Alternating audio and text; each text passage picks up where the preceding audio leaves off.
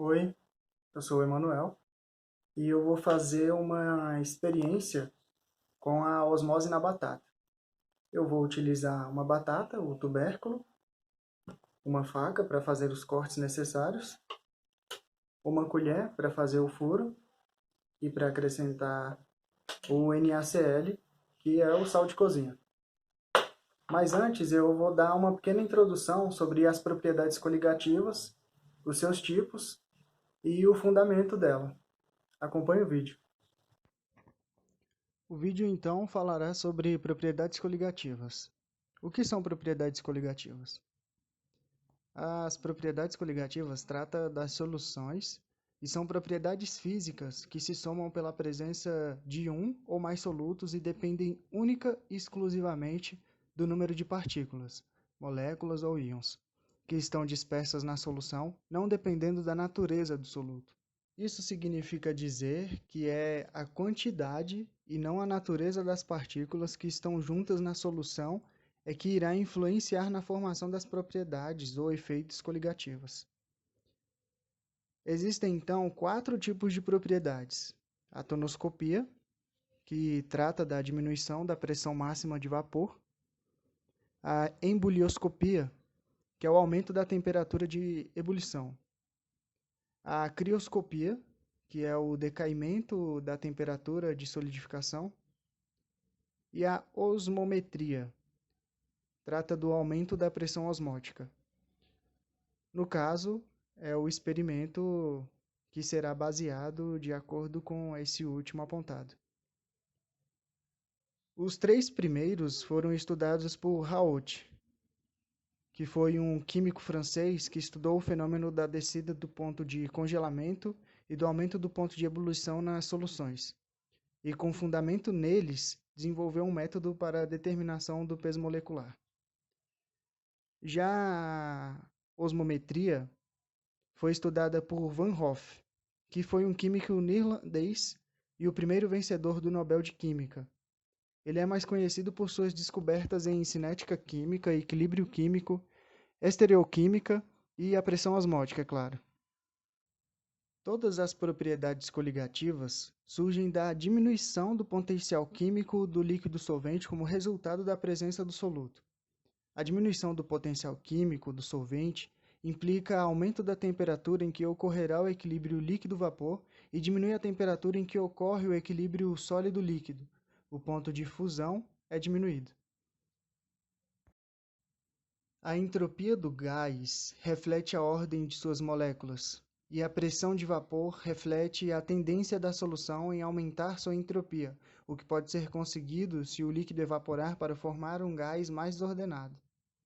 Quando o soluto está presente, ele contribui para aumentar a entropia da solução e a tendência dela em formar gás é diminuída. Assim, o ponto de ebulição é aumentado. Da mesma forma, o aumento da desordem da solução pela adição do soluto contribui para que ela não permaneça em seu estado sólido e funda, diminuindo o ponto de fusão. Com a base dada, eu vou tratar da pressão osmótica.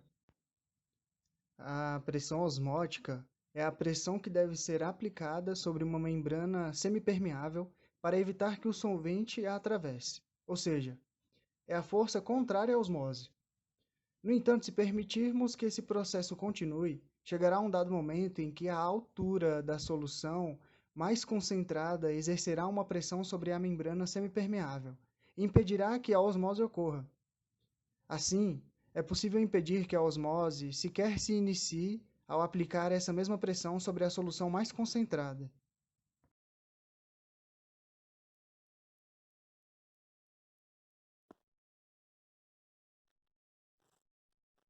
Passado algum tempo, é possível observar que a banda da batata, que está sem o NaCl, o sal de cozinha, ele permanece seco, com pouca umidade. E a outra banda da batata, que tem NaCl, o sal de cozinha, por meio da osmose, ele chega a transbordar um pouco de água. No caso, para equilibrar os dois lados da membrana.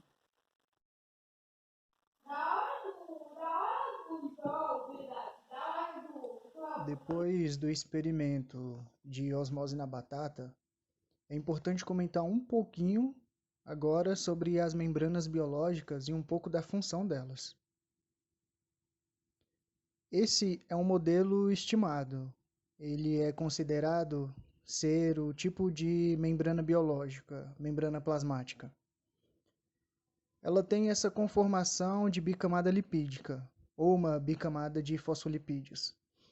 Essa membrana, ela delimita a célula e ela tem algumas funções. As principais são de catálise, recepção e transporte. Vou deixar a catálise e recepção de lado, pois aqui foi trabalhado a função principal de transporte, já que as membranas servem como umas barreiras semipermeáveis.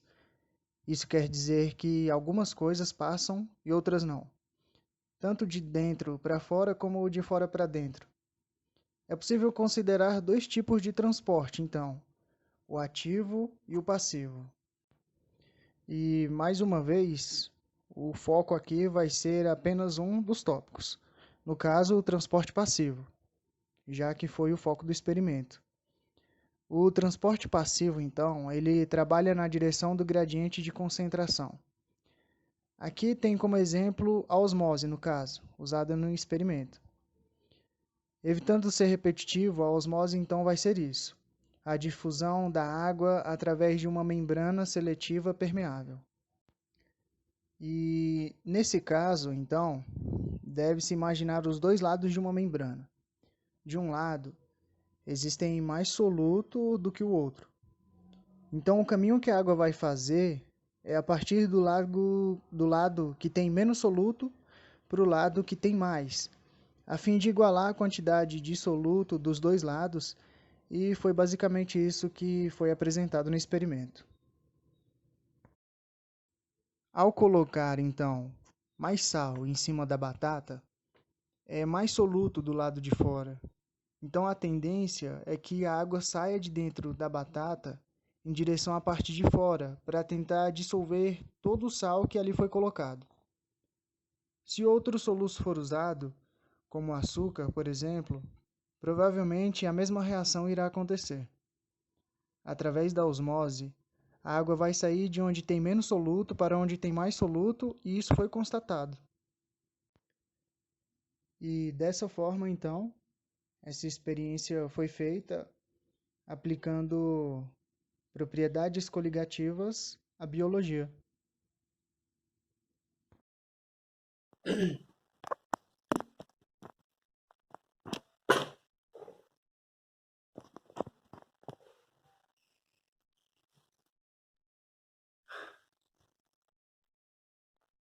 Oi.